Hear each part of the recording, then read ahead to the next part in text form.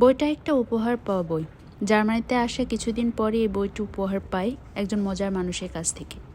সেদিন আমরা একটু দূরে হাইকে গিয়েছিলাম। ফেরার পথে একটু রেস্ট করতে একটা দোকানে যাই, কিছু ড্রিঙ্কস কিনি এবং সামনে বসি। পাশে একটা লোক ছিল, তিনি নিজে থেকে কথা বলা শুরু করেন। তিনি আমাদের দেশের নাম জানতে চান, আমরা আমাদের দেশের নাম বলি।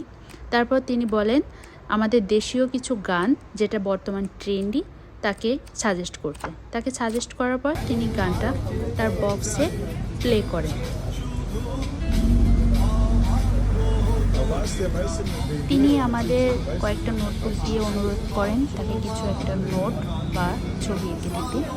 তিনি এমনটা নতুন মানুষের সঙ্গে দেখা হলেই করেন, তাদের স্মৃতি হিসেবে রেখে দিতে।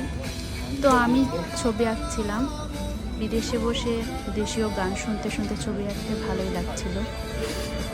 দেখলাম আমার মতো অনেকেই নোটবুকে বিভিন্ন কিছু এঁকেছেন বা লিখেছেন, বেশ সুন্দর।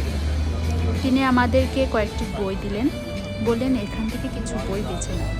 তো আমি এই বইটা বেছে নিয়েছিলাম, কারণ এই বইটা বেশ কালারফুল, জার্মান ভাষায় লেখা এবং মনে হলো এটা বাচ্চাদের বই। আমি এখনও পড়তে পারি না জার্মান বা জানি না, এজন্য আমি বলতে পারছি না বইটা কিছু, কিন্তু এটা অভিজ্ঞতাটা খুবই সুন্দর।